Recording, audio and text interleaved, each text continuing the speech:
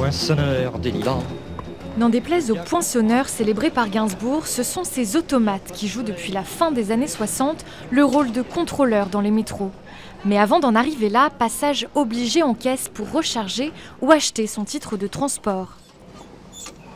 Ils sont souvent démagnétisés, il faut courir à la réception, ils n'ont jamais été utilisés, il faut les remettre en circulation. Il peut y avoir des stations de métro où il n'y a pas les ventes de tickets, c'est l'enfer.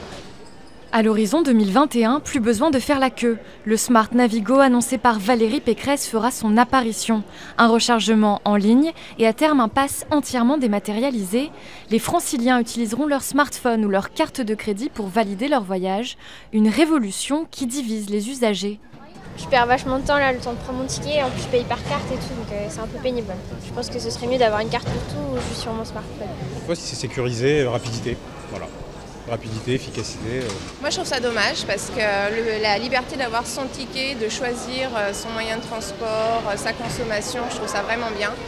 Et là je pense qu'on rentre encore dans un système où on va nous imposer les choses, on va nous filtrer, tout va être surveillé, je trouve ça vraiment dommage. Coût de l'opération, 400 millions d'euros pour moderniser l'équipement du métro et changer les habitudes. On va pouvoir avoir de nouveaux usages avec ce nouveau pass Navigo, c'est pour ça qu'elle appelle Smart Navigo, parce qu'on pourra par exemple mettre une somme d'argent et puis payer en fonction de son utilisation.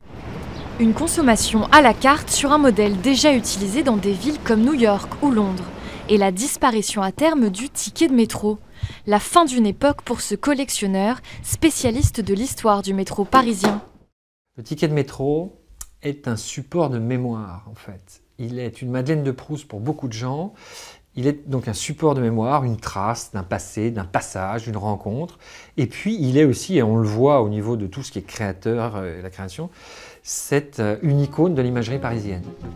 Une icône âgée de 116 ans, aujourd'hui vouée à disparaître d'ici 5 ans avec l'apparition du Smart Navigo et toute une page de l'histoire parisienne qui se tourne.